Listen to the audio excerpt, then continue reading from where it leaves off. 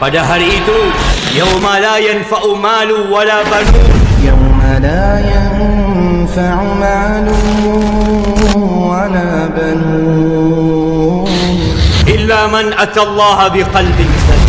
Illa man atallaha biqalbin salim. Gak berguna yang namanya harta, anak-anak yang sukses. Gak ada manfaat kecuali mereka yang menjumpai Allah dengan hati yang selamat. Siapapun, para nabi, para wali, orang-orang soleh, Allah sudah tetapkan. Wa in minkum illa waridu. Tidak ada satupun dari kalian melainkan akan melewati neraka. Semua. Minkum illa wariduha kana ala rabbika hatman maqdiya. Kana ala rabbika hatman maqdiya. Itu sudah keputusan Allah. Allah menyampaikan, Allah menginformasikan kalau kita semua bakal melewati neraka, tapi kita tidak dikasih informasi kalau kita akan selamat dari neraka. Ketika di sirat itu semua memikirkan diri mereka masing-masing. Badiru bil a'mal. Segera kalian beramal, segera. Fitanan qatita'il lailil muzlim. Sebelum datang fitnah-fitnah, kekacauan-kekacauan yang seperti potongan malam yang gelap gulita. Yusbihur rajulu mu'minan. Pagi harinya dia beriman. Wa yumsi kafiran. Sorenya sudah kafir. Yabi'u dinahu bi'aradin minad dunya. Dia menjual agamanya untuk mendapatkan sedikit dari kenikmatan dunia yang sebenarnya akan dia tinggalkan. Wa idza ra'aw tijaratan aw lahwan faddu ilaiha wa tarakuka qa'ima. Qul ma 'inda Allahi khairun min al-lahwi wa min at-tijarah. Wallahu khairur raziqin. Tatkala dia melihat malaikat-malaikat datang dengan kafan yang dibawa oleh mereka dan melihat malaikat maut hendak mencabut nyawanya, dia mengatakan, tolong undur waktuku sedikit. Dia sayang dengan apa yang dia kumpulkan dari harta, yang membuat dia telat Jumatan selama ini. Ternyata semua harta itu ditinggalkan, rumah ditinggalkan, jabatan ditinggalkan, semua ditinggalkan. Dia ingin satu, fasadak, aku mau sodakoh aku. Wala yuakhirallahu nafsan idza jaa ajaluh. Nggak ada sudah. Kalau sudah datang waktu, maka jangan menunda-nunda amalan.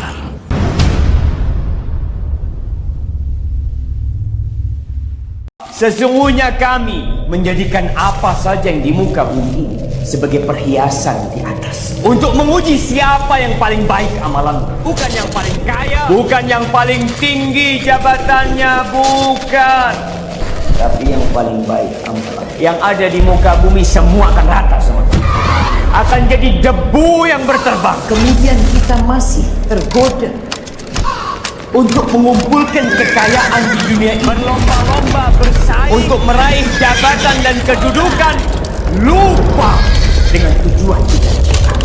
Wa amma man utiya kitabahu bishimalihi. Adapun orang yang mendapatkan kitabnya dengan tangan kirinya, yaqulu ya laitani lam uta kitabiyah. walam adri ma hisabiyah. Walam adri ma hisabiyah. Ya laitaha kanatil qadiyah. Ya laitaha kanatil qadiyah. Andai kata aku tidak mendapatkan catatannya, andai kata aku tidak tahu dengan isi yang di dalamnya, ma aghna anni maliyah. Halaka anni sultaniyah. Hartaku tidak berguna. Khudhuhu faghulluh. Khudhuhu faghulluh. Khudhuhu faghulluh. Thumma al-jahima salluh. Thumma al-jahima salluh. Ambil dia, tangkap dia, masukkan ke neraka. Amma man utiya kitabahu bishimalihi. tabaraka wa ta'ala tentang cita-cita penduduk neraka. Cita-cita orang-orang yang akan masukkan ke neraka, mereka bercita-cita ada mereka dikembalikan ke dalam kehidupan kita sekarang. وهم يصطرخون فيها. Mereka teriak-teriak nanti di sana di hari akhirat, dalam neraka Allah, di yaumul mahsyar, teriakan penuh dengan ربنا أخرجنا نعمل صالحا غير الذي كنا نعمل. wahai Rabb kami, keluarkan kami dari akhirat, kembalikan kami ke dunia. Na'mal salihan ghairal ladzi kunna na'mal. Kami akan beramal saleh, bukan amalan seperti yang kami dulu pernah amalkan. Bukan amalan seperti yang kami pernah amalkan. أولم نعمركم ما يتذكر فيه من تذكر وجاءكم النذير فذوقوا فما للظالمين من نصير. Kalau mereka teriak minta untuk dikembalikan ke dunia untuk beramal saleh, kita sedang berada di dunia itu.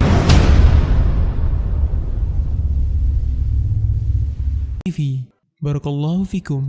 Lihat perkataan menarik dari Syekhul Islam dalam kitab beliau, dalam kitab Majmu'ul Fatawa. Al-ma'azifu khamrun nufus, taf'alu bin nufus a'wama mimma taf'alu hummayal ku'us. Alat-alat musik dan nyanyian memabukkan jiwa. ومن الناس من يشتري لهو الحديث ليضل عن